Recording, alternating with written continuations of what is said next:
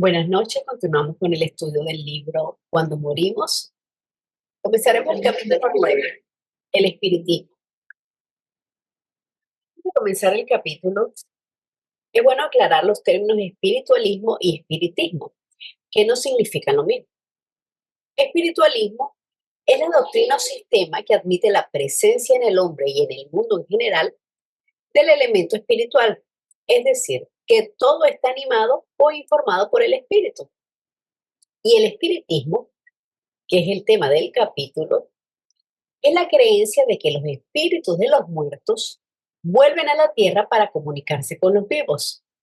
Es decir, la doctrina o sistema de los que creen en la evocación de los espíritus utilizando un conjunto de medios o ceremonias especiales.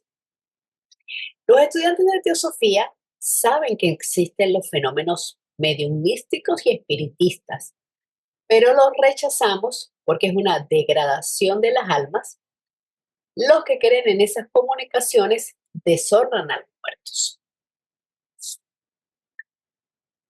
Gran parte del interés por cuanto ocurre después de la muerte proviene de aquellas personas curiosas que consideran que los fenómenos espiritistas, con forma de mensajes procedentes del otro lado, son pruebas significativas de una supervivencia. No hay duda de que el contacto aparente con los seres queridos difuntos ha servido de consuelo para muchas personas desesperadas. Nos dicen, por ejemplo, que los del otro lado están muy bien y que son felices, que generalmente se encuentran en ambientes agradables y a menudo en la compañía de amigos y parientes que han muerto antes que ellos. Ocasionalmente se le da información de verdadera utilidad y beneficio a alguien que está todavía vivo en la tierra y a veces una información que solo podría haber sido conocida por el difunto. Todo esto parece proporcionar una justificación convincente para la creencia en la vida personal continuada después de la muerte. Pero, ¿cómo puede conciliarse eso con este relato? Hay muchos pasajes en los cuales se habla de este tema.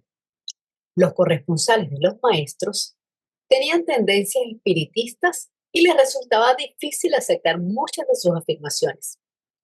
Para empezar, intentaban conciliarlas no solo con su espiritismo, sino también con su planteamiento religioso cristiano ortodoxo. Los maestros tuvieron que insistir en su opinión muchas veces. Las razones por las que una persona quiere comunicarse con alguien que desencarnó varían. Algunos buscan hacer un cierre emocional, otros por duelo y desconsuelo, intentan mantener algún tipo de conexión. Otros creen que el desencarnado lo puede guiar o lo puede aconsejar en un momento de dificultad. Otros por simple curiosidad y exploración. Y más adelante el texto nos irá informando sobre lo inapropiado y peligroso de este deseo o acto y además de con quién realmente se están comunicando. También nos dieron algunos datos fundamentales de los que dependían su explicación de los estados post-mortem. Uno de estos es la naturaleza sectenaria del hombre, que incluía su división en dos aspectos principales durante la vida, es decir, uno, el aspecto psico-mortal, su carácter, personalidad, y el otro, la individualidad espiritual e inmortal, el ego. El primero, durante la vida, comprende los cuatro principios inferiores, el cuaternario. Los espiritistas y los religiosos no hacían distinción alguna entre el grupo inferior y el superior. Para ellos, el hombre era un cuerpo con alma o espíritu, sin distinciones entre ellos. En el sistema de los maestros, sin embargo, el alma, kama manas, es mortal, mientras que la tríada egoica, el verdadero hombre espiritual, es inmortal. Solamente aplican la palabra espíritu a esto último, como una entidad. Y es sobre la posibilidad de comunicarse con estos espíritus directamente o a través de medios que el maestro dice. En la carta Número 9. Aunque lo quisieran, no podrían sortear el abismo que separa sus mundos del nuestro. Se les puede visitar en espíritu, pero su espíritu no puede descender hasta nosotros. Ellos atraen, pero no pueden ser atraídos, porque su polaridad espiritual es una dificultad insuperable en el camino. Como nos dice el texto, estamos compuestos por 7 principios divididos en 2 regiones. La primera perecedera, que es el cuaternario inferior, y la segunda, la tríada superior.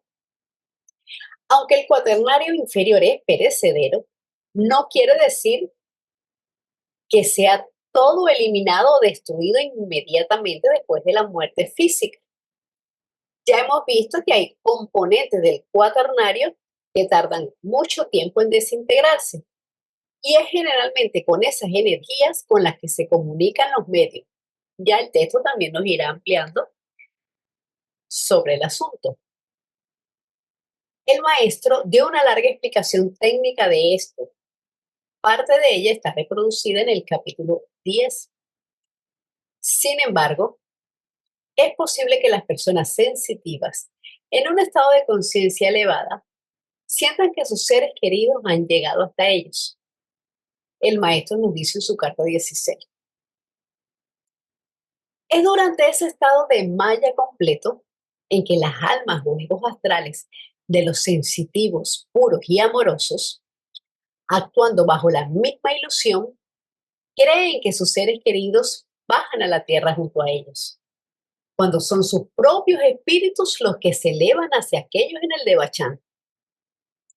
Muchas de las comunicaciones espiritistas subjetivas, la mayoría de ellas, cuando los sensitivos son mentalmente puros, son reales. Pero para un medium no iniciado, lo más difícil es fijar en su mente las imágenes fieles y correctas de lo que ve y oye. Algunos de los fenómenos llamados de psicografía, aunque más raramente, también son reales. El espíritu del sensitivo, al quedar, por así decirlo, odilizado por el aura del espíritu en el Devachan, se convierte durante algunos minutos en aquella personalidad desaparecida y le reproduce la escritura, su mismo lenguaje y los mismos pensamientos que tuvo durante su periodo de vida.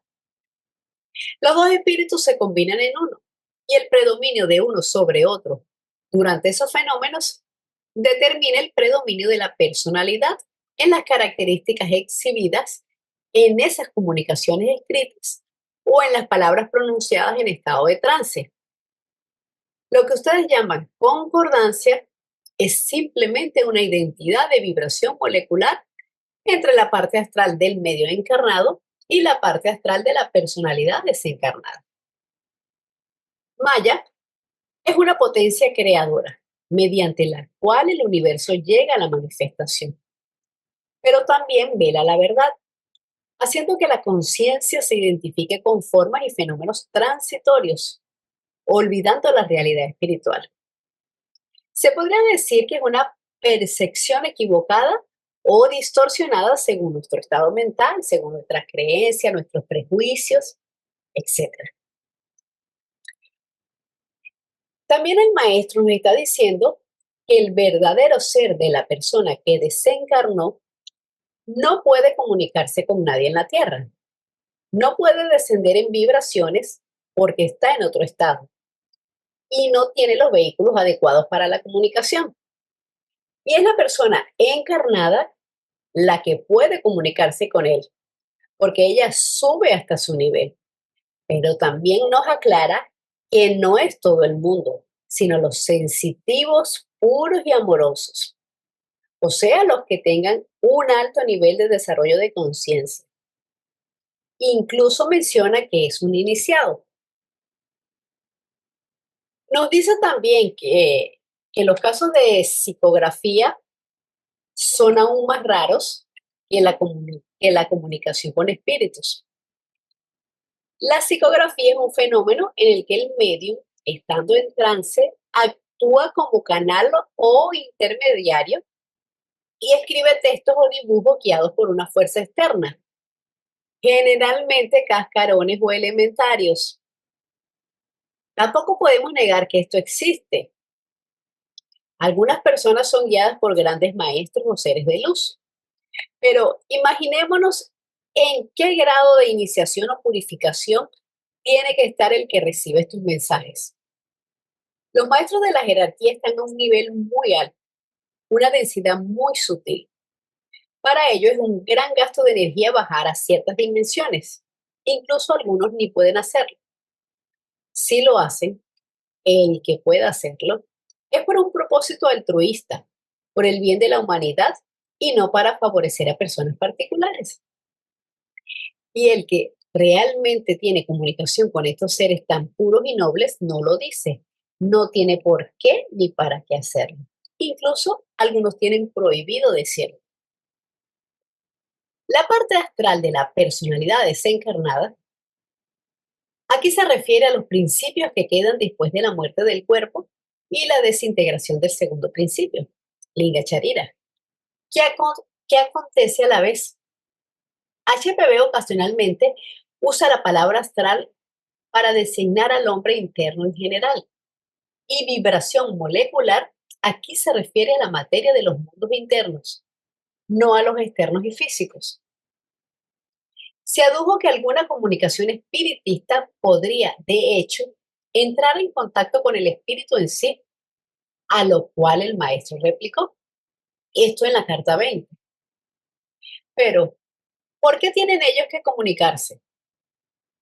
¿Se comunican objetivamente con usted mientras duermen aquellos a quienes usted ama?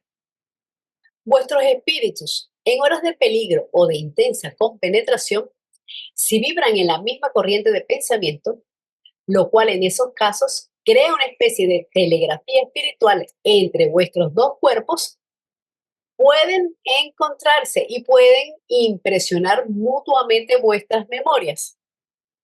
Pero entonces se trata de cuerpos vivos, no de cuerpos muertos.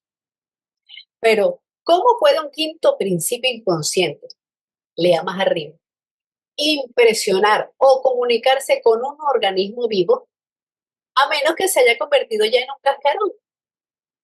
Si por alguna razón continúan en ese estado letárgico durante varios años, los espíritus de los vivos pueden ascender hasta ellos, como ya se le dijo. Y esto puede ocurrir todavía con más facilidad que en el de Bachán, donde el espíritu está demasiado absorto en su bienaventuranza personal para prestar demasiada atención a un elemento intruso. Yo digo que no pueden, cierra el maestro. El maestro nos vuelve a referir que no puede haber comunicación con el desencarnado y hace además énfasis con la pregunta, ¿por qué tienen ellos que comunicarse?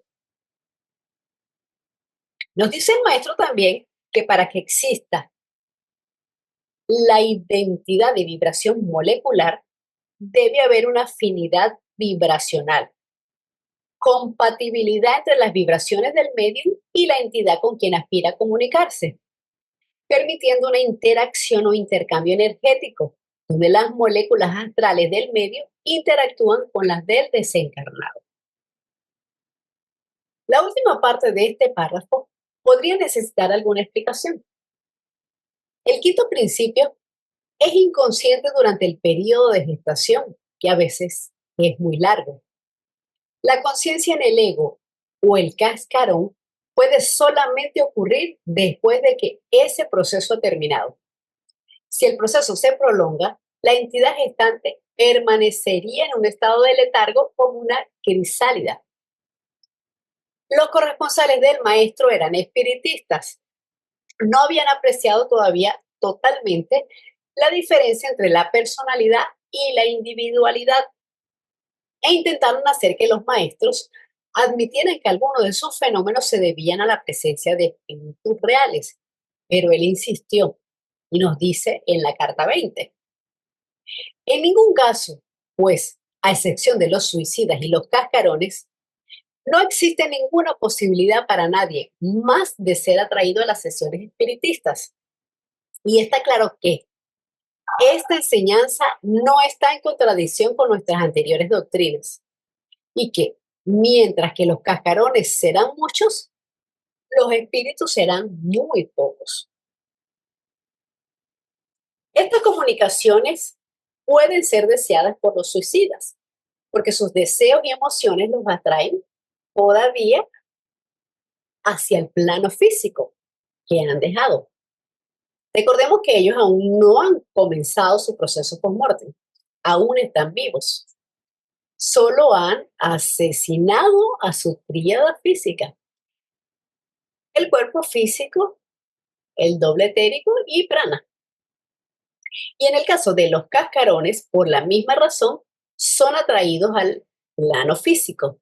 Sus deseos y emociones, porque recordemos que son restos de cama y mana inferior, no encuentran satisfacción en el plano astral y por eso quieren la comunicación para seguir experimentando y saciando sus deseos.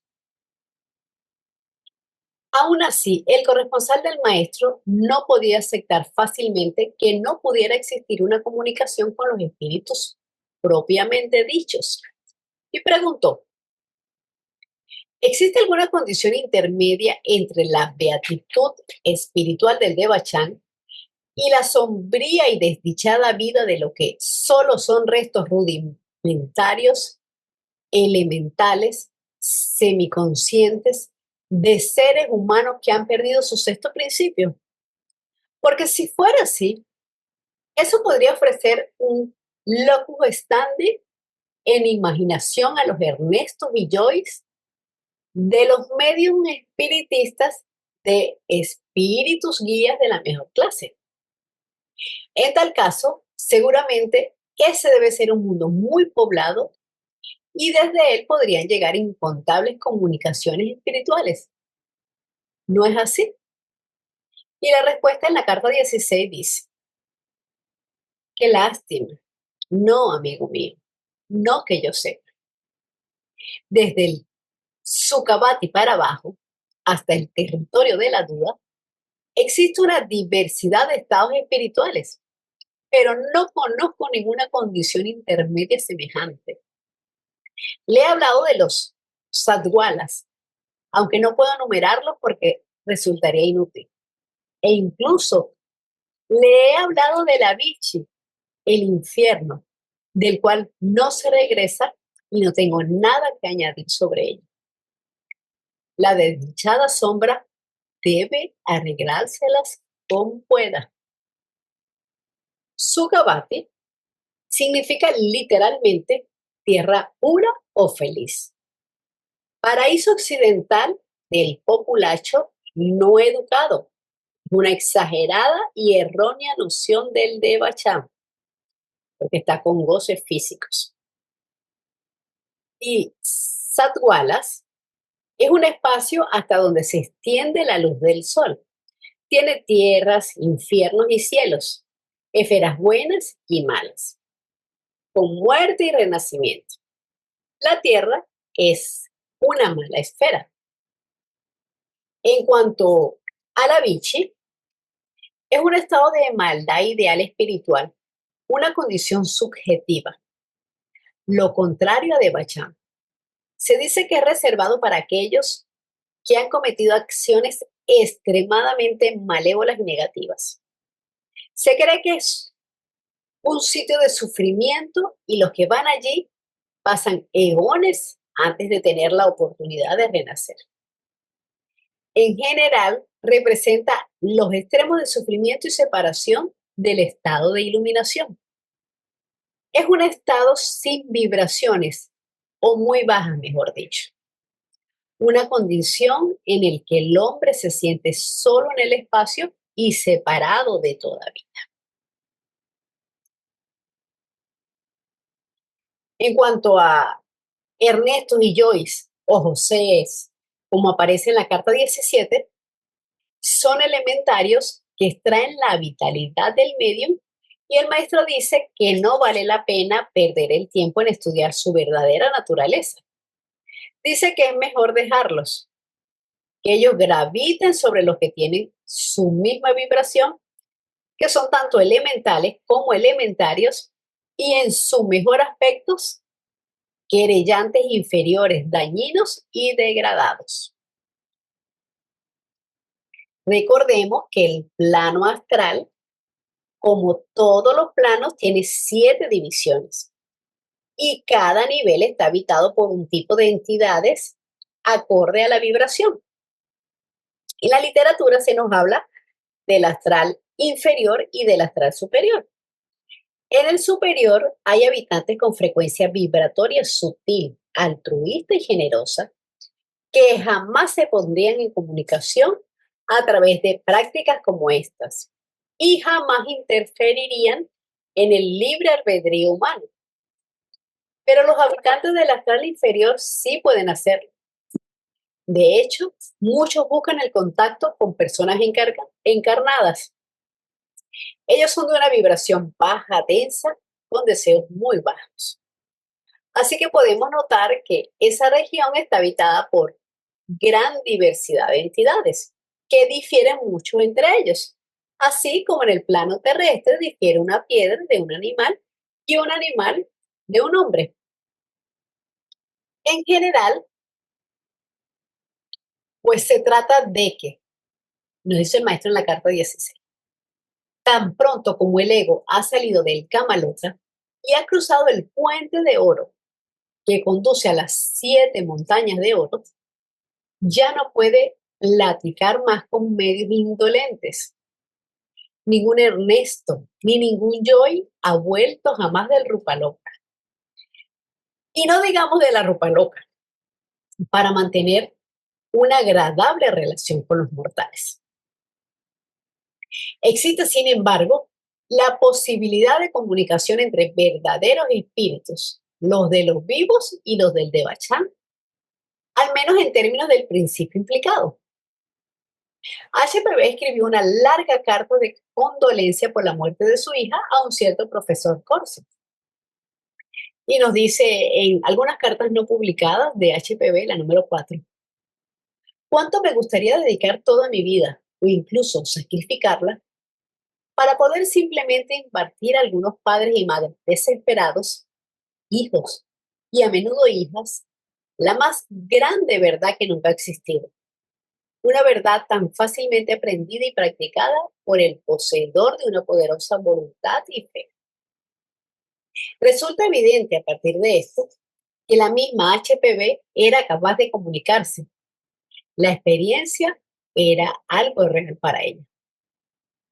Aparte de la cuestión de la comunicación espiritista, hay ocasiones en que la forma del difunto puede aparentemente parecérsele a un vivo.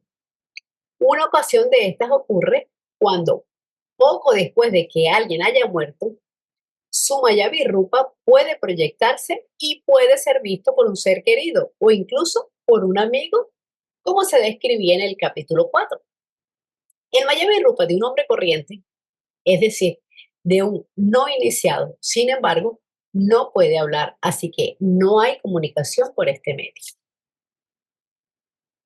Rupa loca y arrupa loca son términos que se relacionan con el plano mental. El primero, Rupa loca, es el mundo de las formas. Se refiere a donde las formas todavía existen, aunque no son físicas. Es el nivel del pensamiento concreto, donde predominan ideas estructuradas, imágenes y conceptos definidos. Es el plano mental inferior. Aquí residen los patrones mentales que dan forma a nuestras experiencias en el mundo físico. El arrupa loca es el mundo sin formas. Es el nivel de pensamiento abstracto y universal. Está en el plano mental superior. Es donde están las ideas puras, conceptos abstractos. Aquí se experimentan estados de conciencia más elevados, asociados con la intuición y la sabiduría trascendental. En cuanto al Mayavirrupa, es un cuerpo ilusorio de pensamiento e imagen creado por la voluntad y el pensamiento de un adepto o de un hechicero. Es una ilusión pasajera creada por la mente, porque la mente tiene el poder de Kriya Shakti, El adecto y el chela pueden usar voluntariamente su Mayavirrupa, mientras que el hombre común no, exceptuando algunos casos. Se le llama así porque es una forma mental ilusoria, creada por el uso particular según las circunstancias y puede además trasladarse a grandes distancias.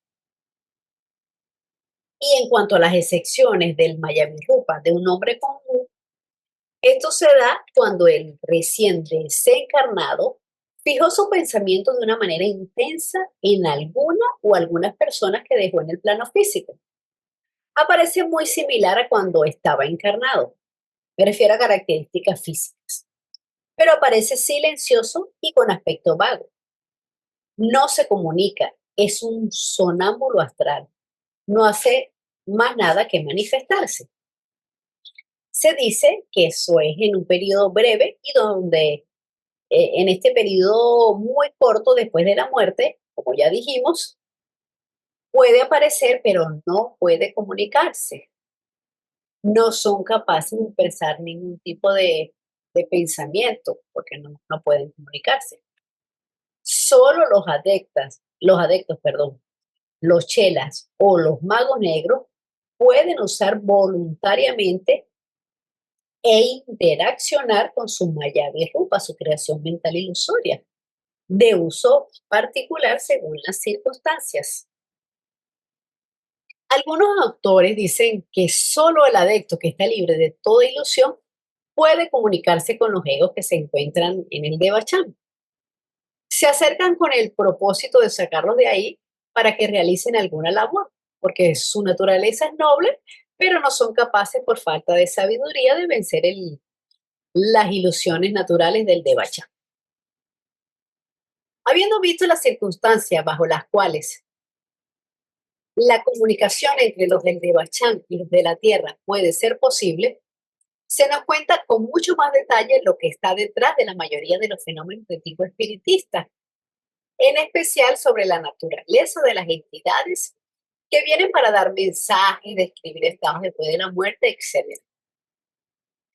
Existe mucha literatura sobre este tipo de comunicación del espíritu y parte de ella contiene relatos de visitas a lo largo de años, relatos de hechos notables, algunos a grandes distancias, datos de preconocimiento y mensajes impresionantes y elaborados, todo en contraste con el otro material más frecuente, de carácter íntimo y personal, que a veces muy trivial. Como hemos visto, en el caso normal, el difunto queda inmediatamente inconsciente y permanece así mientras los procesos de los estados iniciales post-mortem tienen lugar. La conciencia vuelve lentamente con la entrada en el Devachan. Esto solo puede ocurrir cuando el ego, la tríada superior más los elementos verdaderamente espirituales de la experiencia de la vida pasada, se ha separado completamente de lo que era puramente personal. Con la partida del ego, los restos del alma, los residuos manásicos psíquicos, se convierten en un cascarón vacío con una vaga conciencia. El cascarón, sin embargo, retiene gran parte de la memoria personal, de los hábitos de pensamiento, idiosincrasia, etcétera, que eran típicos de la personalidad anterior. El cascarón, después de perder contacto con su superior espiritualmente responsable, se vuelve amoral, pero sus condicionamientos anteriores en conducta, sus limitaciones y rasgos seguirán afectándolo.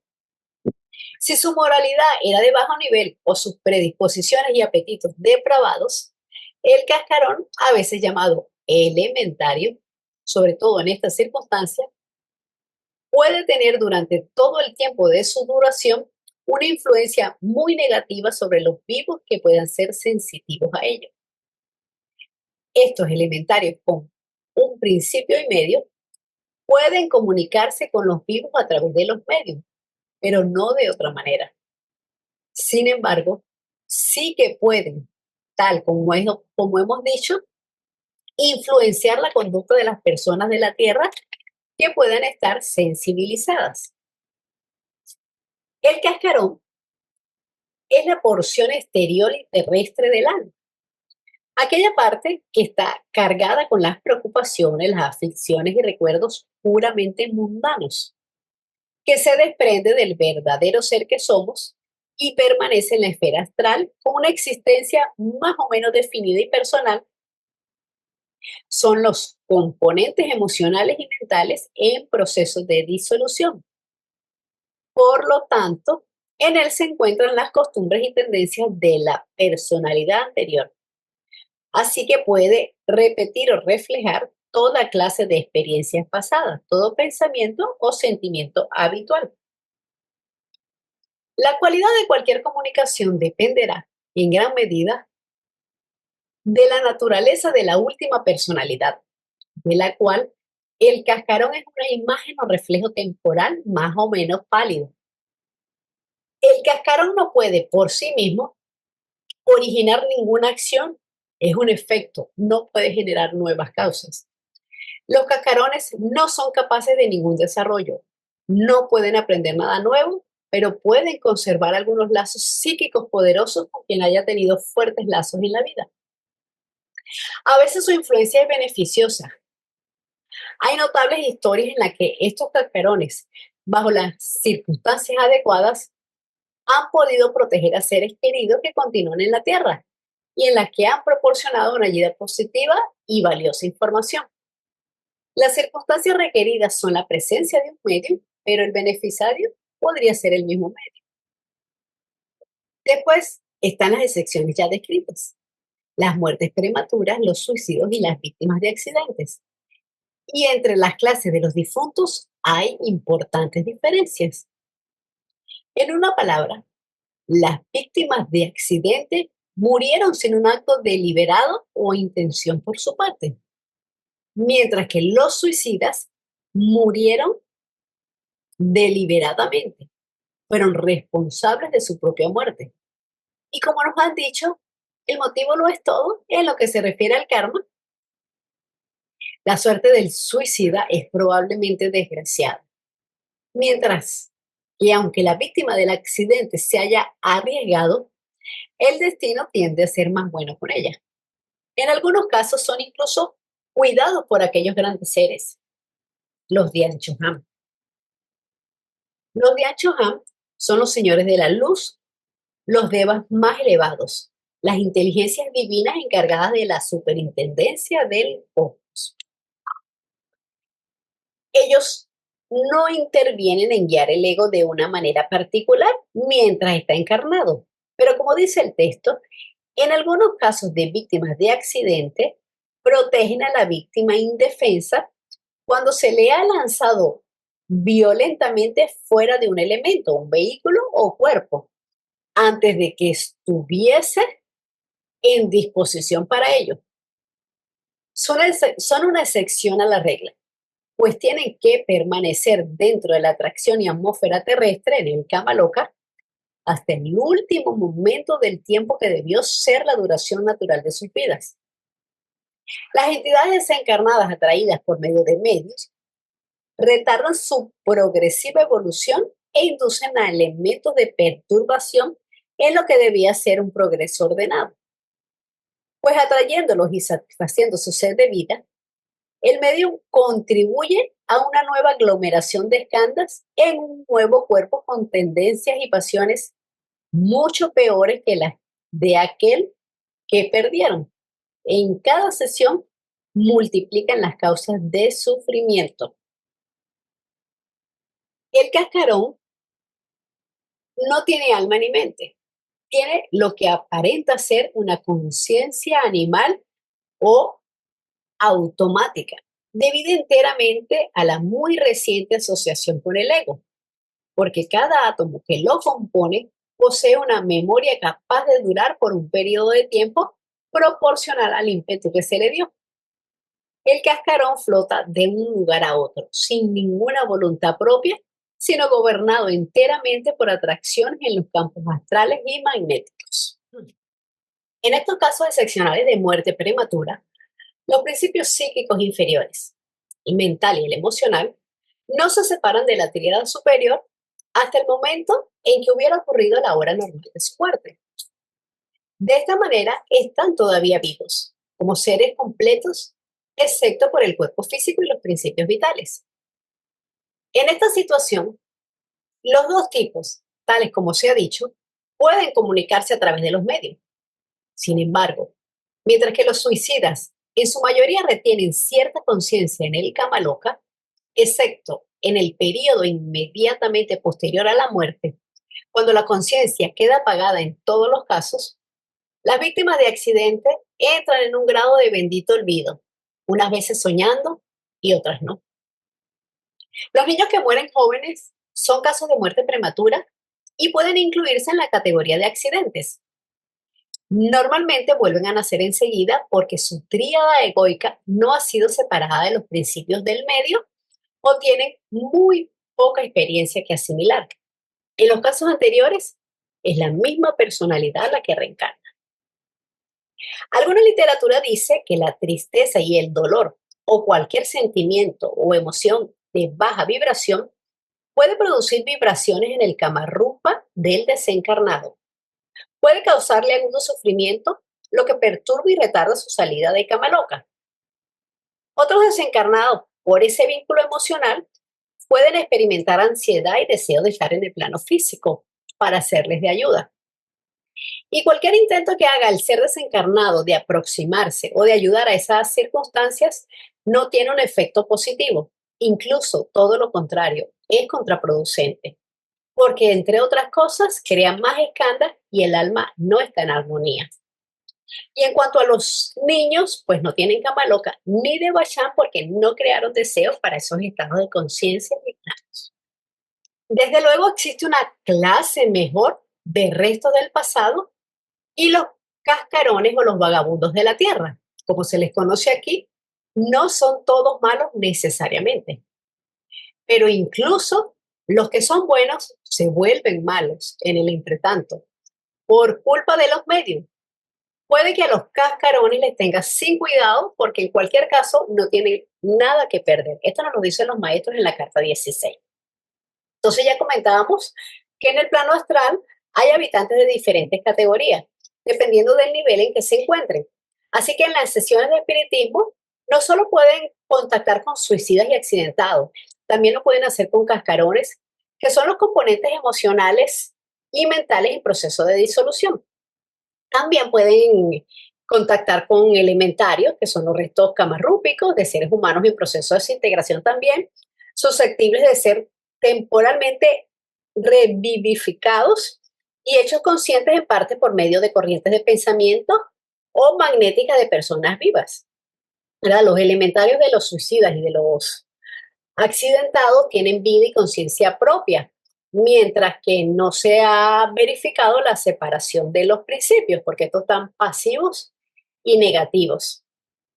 Otros con los que pueden conectar o contactar es con los elementales, que son centros de fuerza semiconscientes que funcionan en los diversos o diferentes reinos de la naturaleza. Se posesionan fácilmente de las envolturas y pueden usarlas como vehículos. Pueden hacerse pasar por espíritus de familiares o de grandes personajes que han vivido en la Tierra. Hay formas elementales con cualidades excepcionales que podrían engañar a más de uno. Son ellos además los responsables de las materializaciones y de todas las producciones de fenómenos físicos como ruidos, luces, transportar o tirar objetos, etc. Pero el elemental siempre es guiado por alguien. La referencia de que los cascarones se vuelven malos y por estos sus escantas quedan afectados, significa que por la simple oportunidad proporcionada por el medio de volver a la Tierra, es decir, de comunicarse, de sacar impresiones, etcétera, pueden cambiar y en este caso no para mejor. Después viene el pasaje antes citado en el capítulo 8, que introducía los casos de suicidios y accidentes con la frase significativa, que nos lo cuenta el maestro en la carta 16. Unos y otros pueden comunicarse y ambos tienen que pagar caras esas visitas. Pero es un pecado y una crueldad reavivar su memoria e intensificar su sufrimiento proporcionándoles la oportunidad de vivir una vida artificial. La oportunidad de sobrecargar su karma, atrayéndoles hacia las puertas abiertas, es decir, hacia los medios y los sensitivos, porque, en definitiva, tendrán que pagar por cada uno de esos placeres. Cierra el comentario de la carta 16. Este tema se toca muchas veces, tanto en las cartas como en los escritos de HPV, como una advertencia contra la nigromancia, la elaboración de imágenes del muerto, una práctica de la magia negra. Hay más explicaciones de esto en una larga descripción del destino de los suicidas y los accidentados en el Kamaloka, de la parte que desempeña el karma y del simple efecto que los medios pueden tener sobre ellos, afectándolos a los escándalos del difunto. Y nos dice también el maestro en la carta 16, la regla general es que una persona que muere de muerte natural permanecerá en la esfera de atracción de la Tierra, es decir, en el Kamaloka, desde unas cuantas horas a unos pocos años. Pero hay excepciones en el caso de los suicidas y en general en el caso de aquellos que mueren de muerte violenta. De ahí que uno de esos egos, por ejemplo, que estuviera destinado a vivir, digamos, 80 o 90 años, pero que se suicidó o murió de accidente, supongamos a los 20, tendrá que pasar en el Kamaloka no unos pocos años, sino que en este caso tendrá que pasar 60 o 70 como elementario, o más bien como alma errante, puesto que desgraciadamente para él o para ella no es ni siquiera un cascarón. Dichosas, 3 veces dichosas en comparación, son aquellas entidades desencarnadas que duermen su largo sueño y viven soñando en el seno del espacio. Y hay de aquellos a quienes Trishna atrae hacia los medium, y hay de los medium que los tientan con un upadana tan asequible. Porque al atraerlos y al permitirles satisfacer sus ansias de vida, el medium ayuda a que se desarrollen ellos, y de hecho es la causa de ello, una nueva serie de escándalos, un nuevo cuerpo con tendencias y pasiones mucho peores que las del cuerpo que perdieron. Así pues, todo el futuro de este nuevo cuerpo estará determinado no solo por el mal karma de demérito de la serie o grupos presentes de escándalos, sino también por el de la nueva serie de la futura existencia.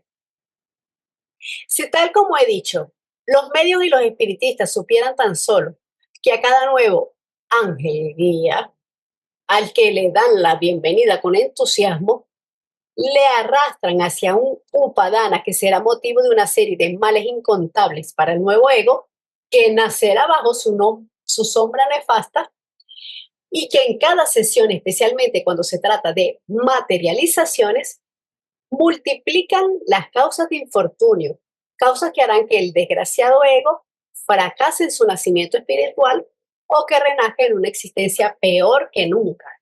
Tal vez estos medios serían menos pródigos en su hospitalidad. Nigromancia es una práctica de magia negra asociada con la comunicación con los muertos, ya sea para obtener información, poder o para influir en eventos del mundo terrenal.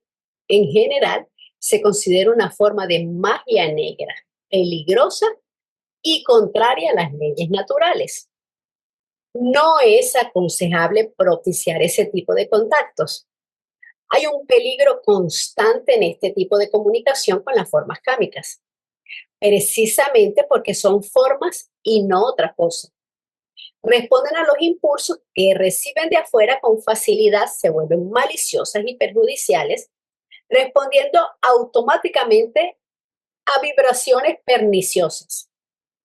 Además, este tipo de entidad se aprovecha, como ya hemos dicho antes, de la huella energética del fallecido para tomar forma y manifestarse. Esas entidades se juntan alrededor de los medios y los sensitivos, a quienes tratan de utilizar para su propia satisfacción, ya que los desencarnados en quienes los elementos kámicos fueron poderosos pueden fácilmente ser atraídos por los elementos kármicos de los encarnados. Así que muchas de las respuestas de las sesiones espiritistas provienen de estas formas y que responden automáticamente a las oleadas de emociones y recuerdos y al impulso a que por tanto tiempo respondieron durante la vida terrestre recién abandonada.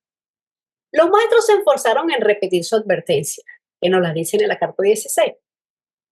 Pero si la víctima del accidente o de la violencia no era ni buena ni muy mala, sino una persona corriente, entonces lo que puede ocurrir es esto. Un medium puede atraerle y crearle las cosas más indeseables, una nueva combinación de escándalo y un karma nuevo y malo. Sin embargo, los maestros señalaron que muchos suicidas no se permiten nunca ser atraídos hacia el vórtice de los medios. Esto nos lo dicen en la carta 15. Insistieron en la diferencia que hay entre dos tipos de espiritualismo, el de los medios y el otro que tiene que ver con el reconocimiento de la diferencia entre la personalidad y la individualidad y el cultivo de nuestra naturaleza espiritual.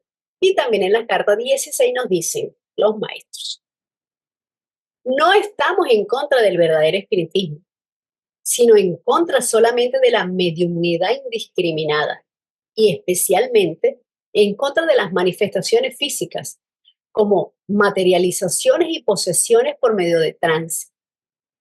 Si los espiritistas pudieran llegar a comprender la diferencia entre la individualidad y la personalidad, entre la inmortalidad individual y la personal y algunas otras verdades, podrían aceptar con más facilidad que los ocultistas pueden estar totalmente convencidos de la inmortalidad de la mónada y sin embargo niegan la del alma, el vehículo del ego personal, de que pueden creer firmemente y entablar ellos mismos relaciones y comunicaciones espirituales con los egos desencarnados del Rupa Loka. Y sin embargo, pueden reírse ante la absurda idea de estrechar la mano de un espíritu. Aquí, los maestros vuelven a hacer hincapié en la constitución sectenaria, la diferencia entre lo que es verdaderamente eterno y lo que es perecedero. También hablan del verdadero espiritismo, entendiendo yo que son las personas encarnadas, puras y altruistas que pueden comunicarse con entidades de los niveles altos del plano astral, como lo son Nirmala Kayas, que es un hombre perfecto que ha dejado atrás su cuerpo físico y su principio kámico, conservando todos sus otros principios y que permanece en la esfera terrestre o en el plano astral para ayudar al progreso de la humanidad. Quien puede comunicarse y se comunica con unos pocos escogidos, pero no seguramente con los medios ordinarios o con cualquier sensitivo. También, por supuesto, se pueden comunicar con adeptos encarnados o con su mismo ego superior. En cuanto a los accidentados y suicidas que están en peligro por la atracción de la sesión, hubo una petición de confirmación de lo que había dicho previamente el maestro y se dio más información. Los accidentes ocurren bajo las circunstancias más variadas. Y los hombres no solo se matan en accidentes o mueren por suicidio, sino que también son asesinados, algo que todavía no hemos abordado. Puedo comprender perfectamente su perplejidad, pero difícilmente puedo ayudarle. Tenga siempre presente que existen excepciones para cada regla y que para estas excepciones hay además otra línea de excepciones y esté siempre preparado para aprender algo nuevo. Puedo comprender fácilmente que se nos acuse de contradictorios e incongruentes, más aún de que nos acusen de escribir una cosa hoy y negarla mañana. Lo que se le enseñó a usted es la regla. Los accidentados, buenos y puros, duermen en el acacha, ignorantes del cambio sufrido. Los muy malos e impuros sufren todas las torturas de una horrible pesadilla. La mayoría de los ni muy buenos ni muy malos, las víctimas de accidente o violencia, incluyendo el asesinato, algunos duermen Otros se convierten en pisachas de la naturaleza, mientras una pequeña minoría puede caer víctima de los medios y obtener una nueva serie de escándalos del medio que los atrae. Por pequeño que pueda ser el número de los que componen esta minoría, su destino es el más lamentable. Ya sabemos que estas entidades se juntan alrededor de los medios y de los sensitivos, a quienes tratan de utilizar para su propia satisfacción. Se encuentran entre las fuerzas más peligrosas que afrontan los que en su ignorancia se acercan al espiritismo. Algunos de estos habitantes del astral tienen la suficiente fuerza o energía como para perturbar a una persona y en los casos más extremos entrar en ella. Cabe destacar que se nos dice que las personas que gocen de un mínimo equilibrio no pueden ser poseídas. Solamente pueden ser objeto de posesión individuos que están teniendo una experiencia vital caracterizada por un gran desequilibrio, por un gran desconcierto, que hayan perdido el dominio de sí mismos. Entre las personas más vulnerables están las que pierden las ganas de vivir, de modo que dejan espacio en sí mismas para que sea ocupado por otras energías, y las que son víctimas de adicciones a sustancias. Las experiencias de adicciones y de profundo desánimo, que en definitiva se deben a estados de inconsciencia, hacen que el individuo sea más débil desde el punto de vista energético y pueda ser ocupado con mayor facilidad.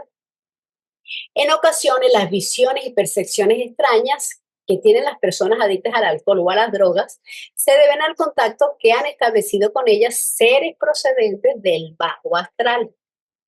También recordemos que los pisachas son demonios, larvas, vampiros, elementarios, incubos, sucubos.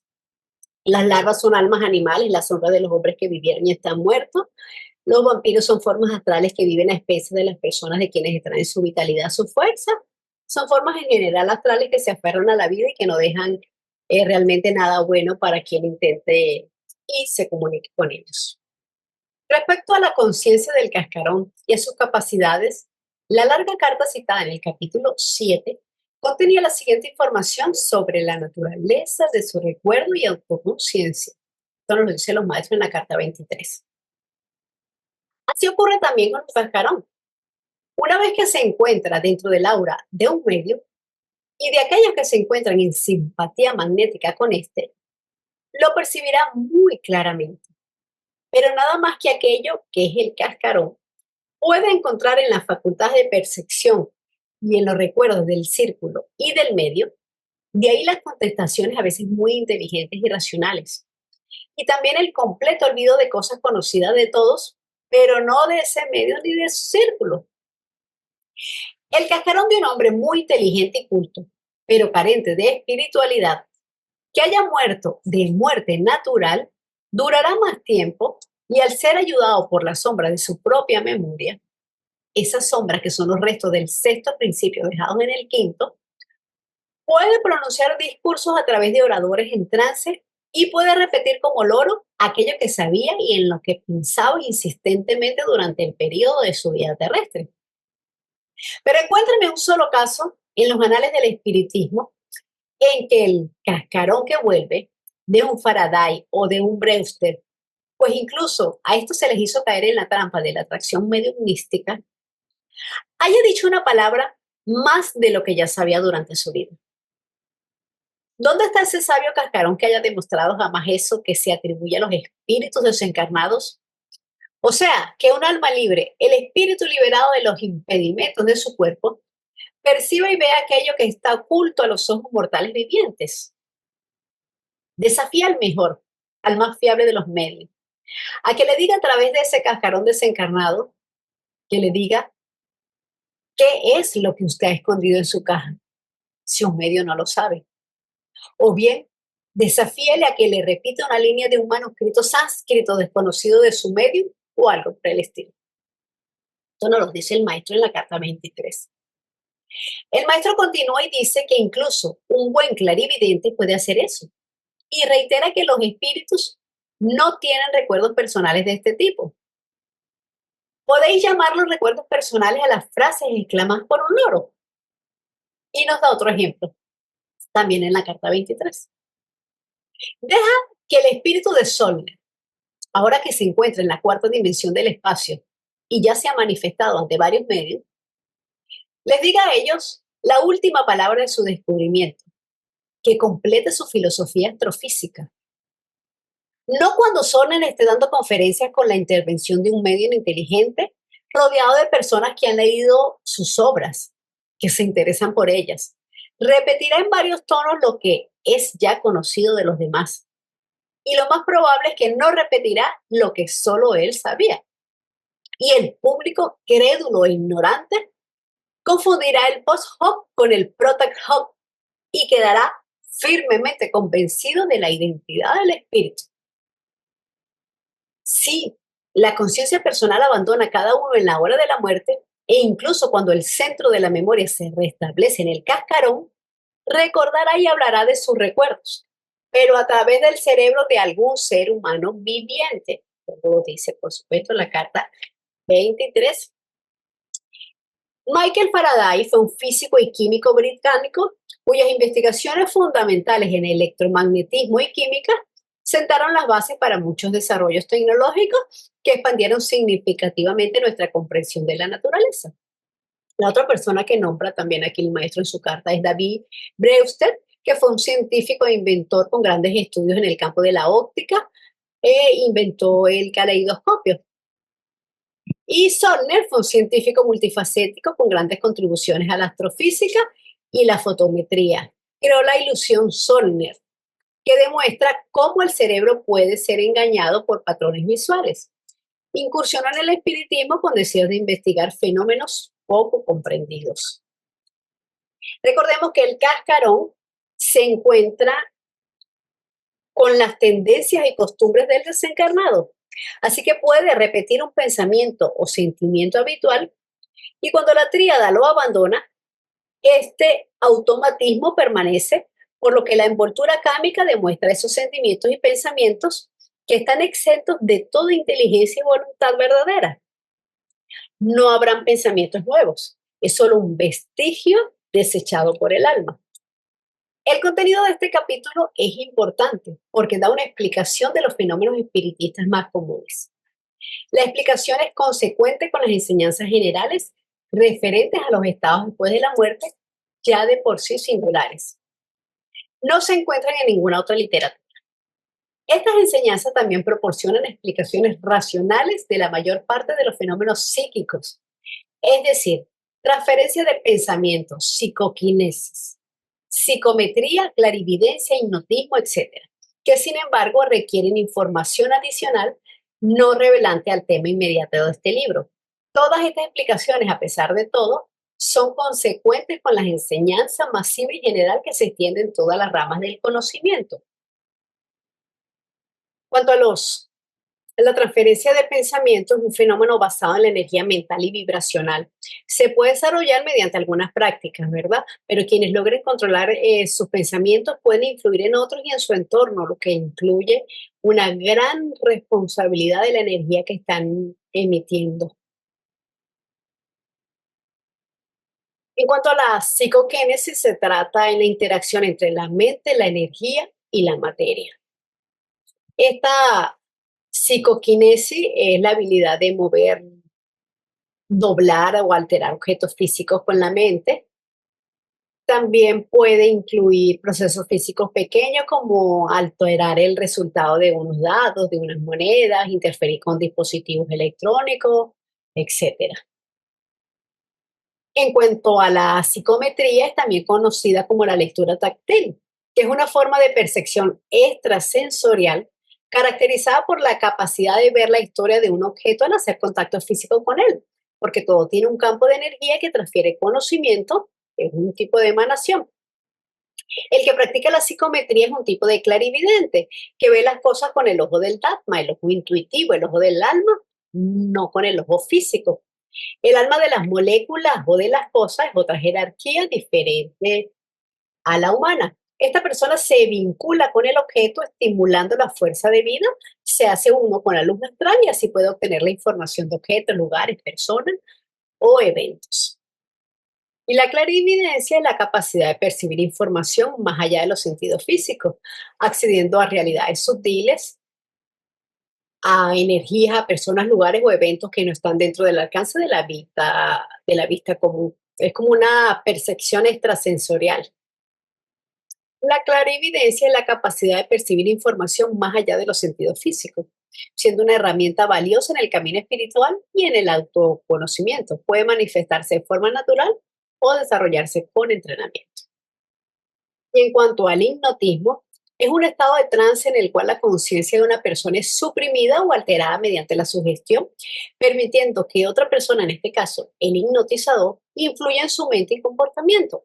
Pero desde la teosofía este fenómeno es considerado peligroso porque puede afectar el cuerpo astral, debilitar la voluntad y abrir la puerta a influencias externas, incluidas entidades del plano astral, que necesariamente no son buenas. Todo este capítulo nos da mucho para reflexionar que con un mayor conocimiento seremos más libres y más capaces de dejar libres a los demás y estaremos facilitando un proceso evolutivo más fluido y menos complejo para nosotros mismos y para todos los implicados, ya que las dinámicas positivas suman y no restan. Si queremos ayudar a un ser querido que acaba de fallecer, debemos dirigirnos mentalmente a él o ella y hacerle sentir tu cariño desde el amor y desde la armonía. Gracias.